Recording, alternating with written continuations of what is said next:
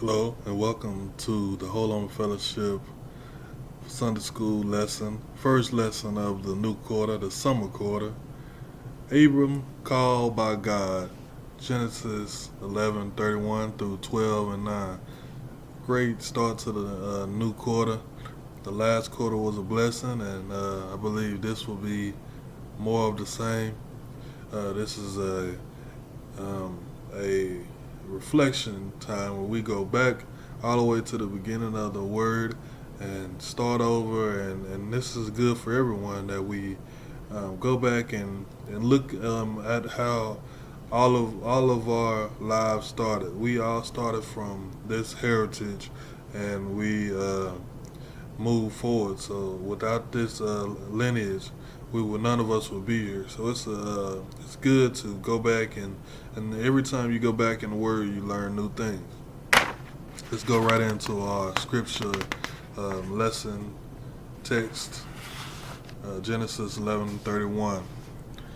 And Terah took Abram and his son, and Lot the son of Haran, his son's son, and Sarah his daughter-in-law, his son's Abram's wife, and they went forth with them from Ur of the Chaldees to go into the land of Canaan. And they came unto Haran and dwelt there. And the days of Terah were 205 years, and Terah died in Haran. Now the Lord had said unto Abram, Get thee out of thy country, and from thy kindred, and from thy father's house, unto a land that I will show thee. And I will make of thee a great nation, and I will bless thee, and make thy name great, and thou shalt be a blessing. And I will bless them that bless thee, and curse him that curseth thee, and in thee shall all families of the earth be blessed. So Abram departed, as the Lord had spoken unto him, and Lot went with him.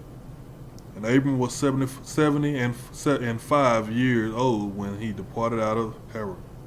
And Abram took Sarah his wife, and Lot his brother's son, and all their substance that they had gathered, and the souls that they had gotten in Haran, and they went forth to go into the land of Canaan, and into the land of Canaan they came.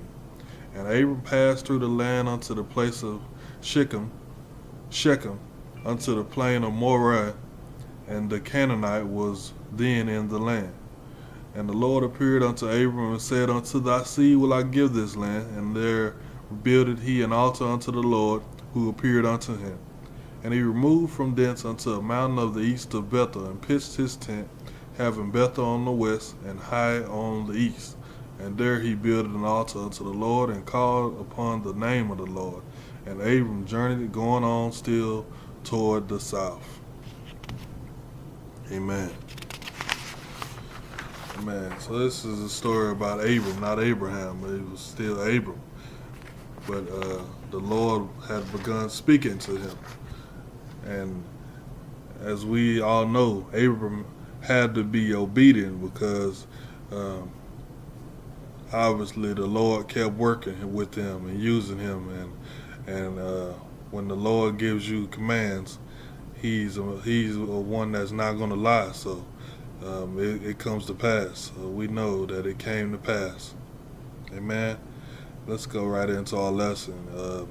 Direction from God. Genesis 11:31 through 12 and 3. Initial travel. Genesis 11:31 and 32. Amen. As we know, Moses was the writer of Genesis.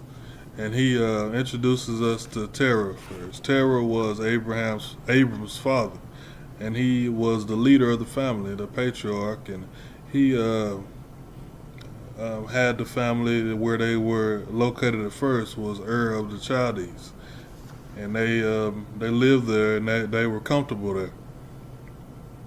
But as we find out, Abram had got a word from the Lord. The Lord had commanded Abram to leave where he was, and go and just follow me. Now we had to imagine this was pretty tough for someone who hadn't heard from the Lord before, and was probably new to spirituality, as all of us are when we first come to the Lord. It's a time where we not familiar with Him like that, and He comes to him and talks to him and say, "I want you to move and leave, uproot." How difficult would that be for us?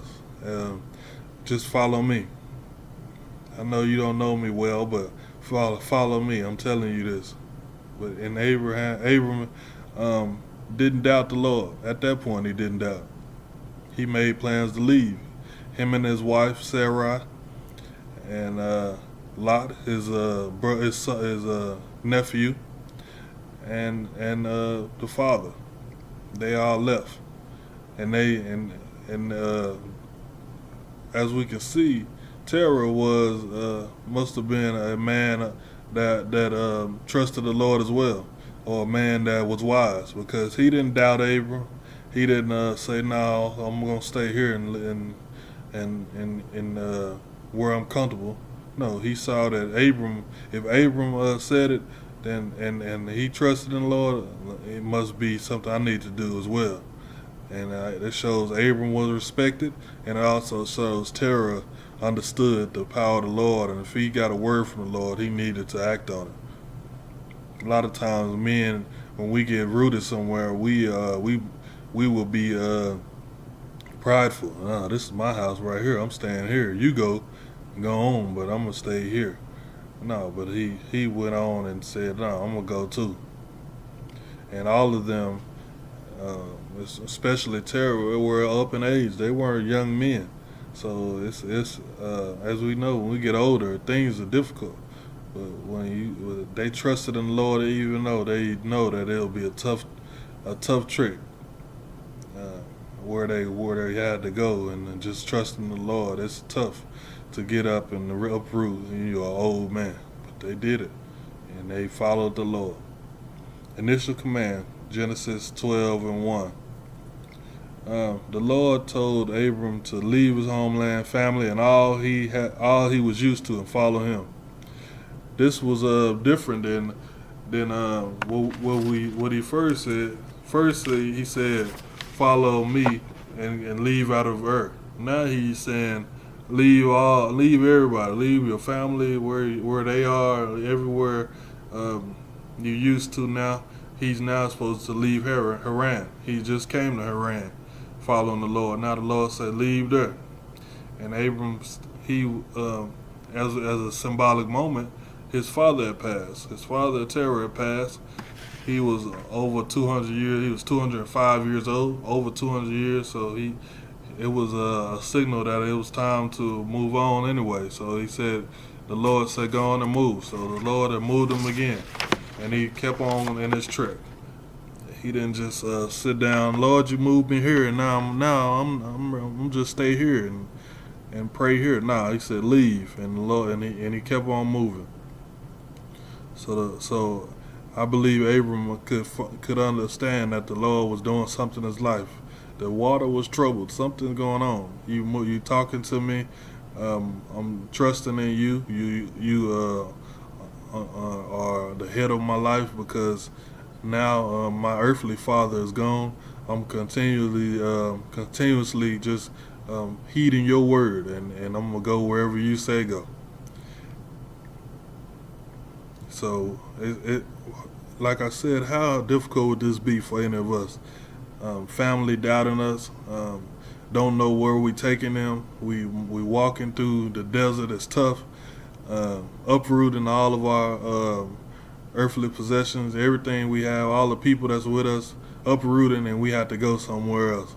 And the Lord is telling me, we don't have any other proof that the Lord is talking to us. Just trust me. That the Lord is telling us that we need to go. They really had to respect Abram, and they know that it had to be the Lord talking to him, because he must not have been a liar or one that was deceiving. Because who would follow a man that you couldn't trust? And they had to trust Abram to know that he really heard something from the Lord to have him moving his family like that. Because any other time you would call a man crazy or something. At this time, in these times, we say, nah, man, you something going on with your mind or something. Nah, but it's the Lord talking to him, man. How we have to be is total trust in the Lord. We don't know what He has for us, but we have to move in Him, and don't worry about what He's doing. We can His ways are not our ways. We just go on and trust Him. He has something for us, but we don't. If He plants us somewhere, we need to just work there and trust that that's where He wants us to be fruitful at. But if He moves us, we need to move, because obviously the Lord don't want us there. We need to heed His word, not be prideful and say, "No, I'm not going nowhere. This is my town right here, or this is where you want me to be. This is the church house I need to stay at." And if the Lord is moving on you to move, you need to move, because obviously it's something that you're not getting there. That's tough for a lot of us right now. We get rooted somewhere and I'm not going. This is all my family relationships. This is where I feel the most comfortable. He wants us to sometimes to come out of our comfort zone and move away and do what we have to do. And it grows, and we'll see. It grows us when we do these things and trust in the Lord. Put total trust in the Lord. He'll grow you. Man, initial promises. Lord made 7 promises to Abram at that time once he moved and continued on. His first promise was, told Abram that he was going to make him the father of a great nation. Second, he said he would bless Abram personally. He would become a very wealthy man, as we should know. Abraham was wealthy. He was a man of much substance. Third, God told Abram his name would be great. He'll be known all over the world. That's true, right? We already know that came to pass. As all of these others things it came to pass. Do we know this did? Because we all know Father Abraham. The fourth promise, God actually, in a form of imperative, the Hebrew language, Abram was to be a blessing. He was supposed to be the blessing to all people that he came across. The Lord blessed him, so he should be a blessing. That's for all of us. That's just something that just like Jesus would say. If he's blessing us, why wouldn't we be a blessing to everybody else we come across? We should be. We shouldn't be somebody that people hate or don't want to be around. No, we should be a blessing. We should help others. That's how we should be. That's God. That's God-like. Fifth, God promised that all people who spoke well of and helped Abram would themselves be blessed by the Lord. If you those that that treated Abram right, they'll be blessed. What a blessing Abram was, right?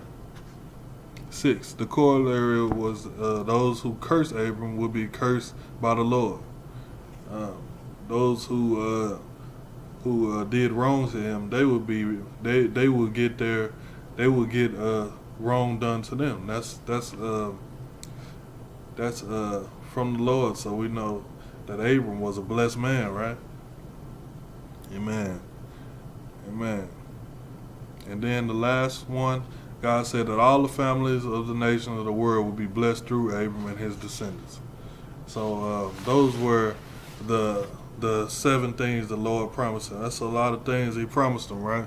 But all of that came from initial trust in the Lord. That's where that came from. He trusted him to move and do the things the Lord wanted him to do, and the Lord had great things for him.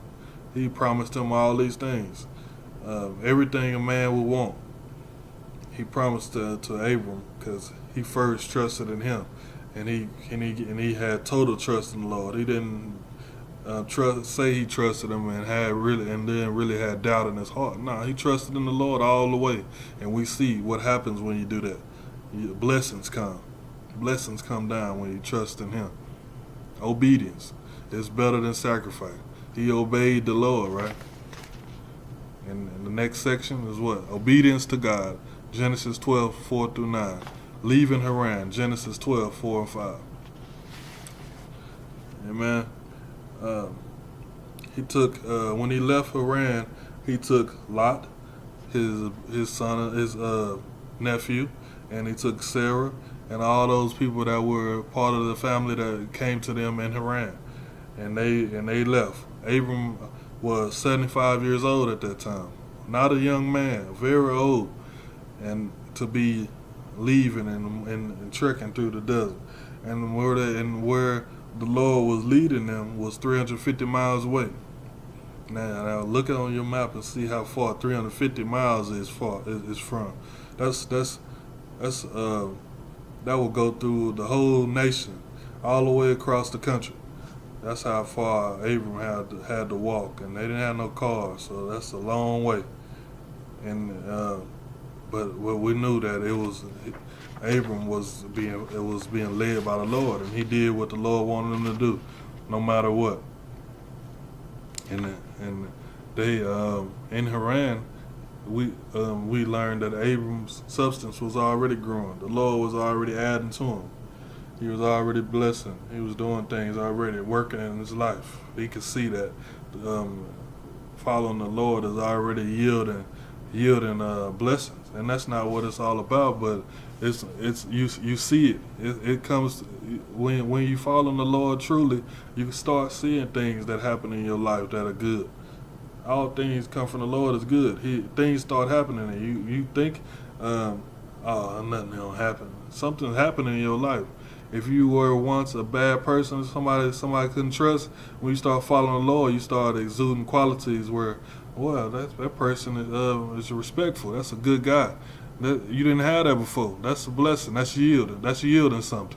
Or you once a person that had a filthy mouth, you cursed everywhere you go. Now you cleaning that up. You reading your word. You are becoming a man that only says good things out of your mouth.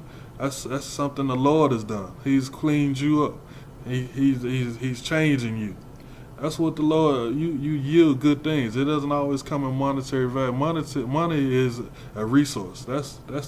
And that's not the only kind of substance it is. You become a substantive man or a woman when you come to the Lord, a virtuous woman.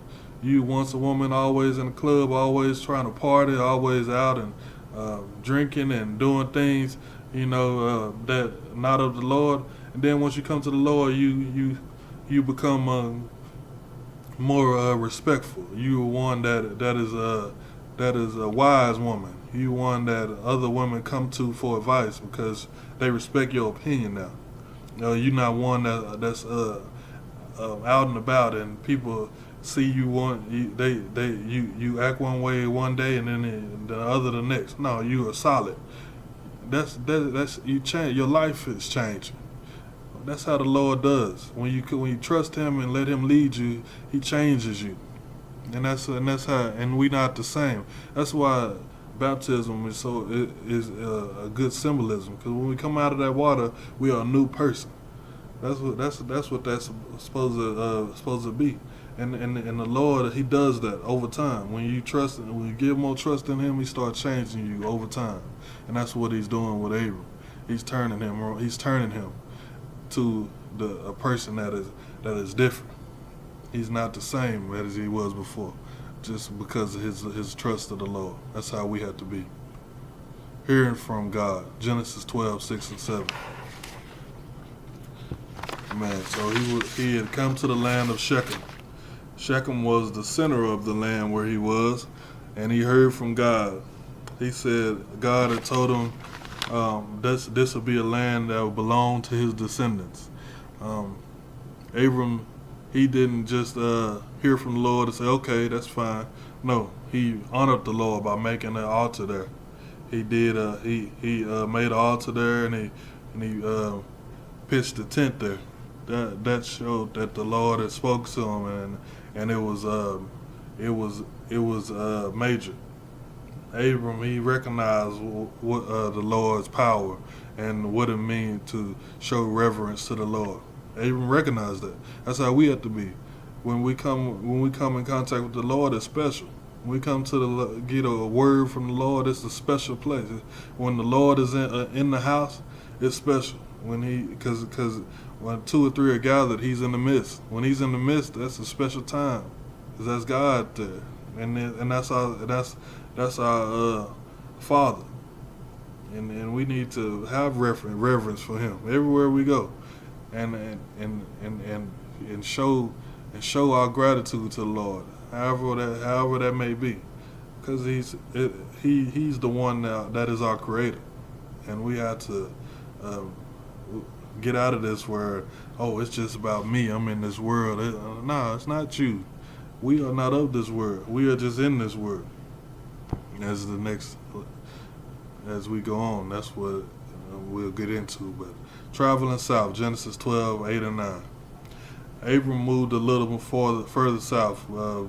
He came to the mountain between Bethel and Ai, and that's where at that place right there, that is where Jacob had the vision from the Lord, where the ladder led to heaven.